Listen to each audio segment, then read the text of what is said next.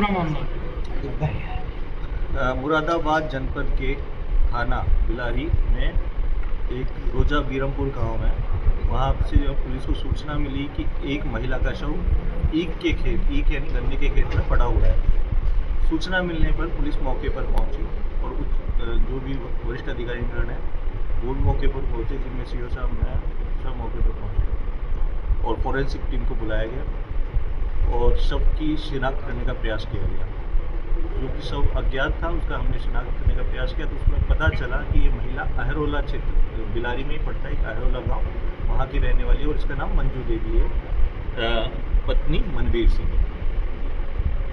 शव को नियमानुसार पंचनामा की कार्रवाई की और पोस्टमार्टम के लिए भिजवा दिया। पोस्टमार्टम के बाद हमने उनके परिजनों को इनको सूचित किया और सूचित करने के बाद 11 तारीख को परिजनों ने तहरीर दी, उस पर हमने मुकदमा पंजीकृत किया। मुकदमा पंजीकृत करने के उपरांत हमने 5 टीमों का गठन किया, एक मेरे नेतृत्व में, एक सीओ साहब के नेतृत्व में, SHO साहब के नेतृत्व में और हमारी SOG और सर्विलांस टीम के नेतृत्व। इसमें हम सब ने मिलकर इस मर्डर केस को खोलने का हमने प्रयास किया।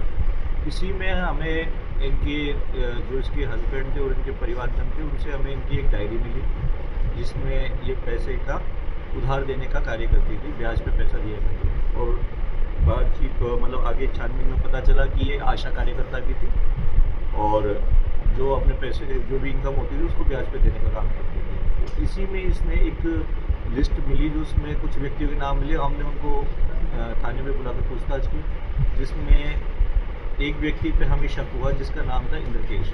उसके हमने क्षेत्र के हमने CCTV फुटेज भी खंगाले और इनकी CDR भी हमने चेक की। तो इसमें इंद्रकेश और जो मंजू देवी थी उसकी लोकेशन 9 तारीख की पैरेलल दिखाई दे रही थी। तो हमें इस पे डाउट हुआ, तो हमने और भी आगे की छानबीन की तो पता चला कि ये महिला रात को अपने 9 तारीख को अपने घर, जो इसके 2 घर थे बिलारी में, एक देवी धाम जो बिलारी कस्बे में और एक गांव में है जो अहरोला गाँव। तो ये शाम को अपने गांव देवी धाम पे आई थी और शाम को 7 बजे के आसपास ये इसके साथ इंद्रकेश के साथ बाइक पे जाती हुई दिखाई दे रही है CCTV फुटेज में। तो हमने इन दोनों की लोकेशन, दोनों की CDR चेक की तो दोनों की पैरेलल लोकेशन आगे तक जाती हुई दिखाई दे रही थी, जो रोजा बीरमपुर गांव तक जाती हुई दिखाई दे रही थी। तो हमारा डाउट पूरा हमारा विश्वास में बदल गया कि ये कहीं ना कहीं व्यक्ति इस घटना में इन्वॉल्व है।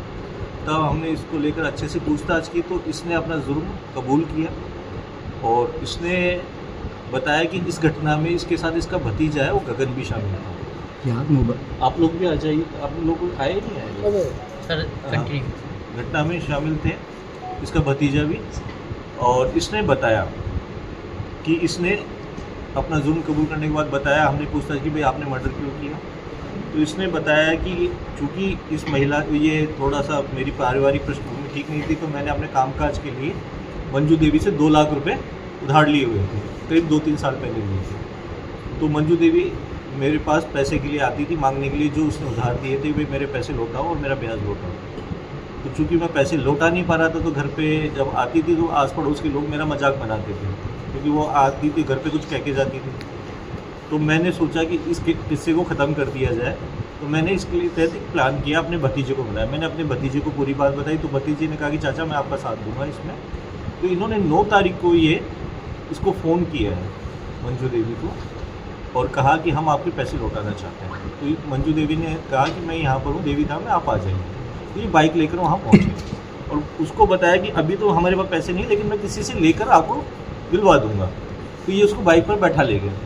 तो ये ग्राम बीरमपुर, शाहबाद रोड से ग्राम बीरमपुर के रोजा बीरमपुर है उसका रोड कटता है और वो आगे तक अहरोला तक जाता है। तो रास्ते में करीब 7 बजे का समय है, रात्रि हो गई थी, लगभग अंधेरा हो चुका था 9 तारीख को। और इन्होंने रास्ते में उस महिला को पेशाब करने के बहाने से रोका कि हमें टॉयलेट लगी हुई है कि हमें टॉयलेट करना है। वहाँ रोक कर और इन्होंने पीछे से आकर उस महिला के सिर में गोली मारी तमंचे से। वहाँ उसका सिर में गोली मारी तो महिला वहाँ पे गश खा के गिर गई और उस महिला को दोनों ने उठाकर रोड से गन्ने के खेत में डाल दिया। और इसकी निशानदेही पर हमने वो तमंचा भी बरामद कर लिया। उस महिला का फ़ोन इन्होंने तालाब में डाल दिया था। उस तालाब में से हमने 2-4 लोगों को लगवा के उसका फ़ोन निकलवाया। उसके अलावा इस महिला के पास अपने बैंक के कस्टमर बैंक में कुछ पासबुक अकाउंट थे, अकाउंट का पासबुक वगैरह थी, वो भी हमने उसकी निशानदेही पे अभियुक्त के बरामद कर लिया। अच्छा, कोई आपराधिक इतिहास है इनका?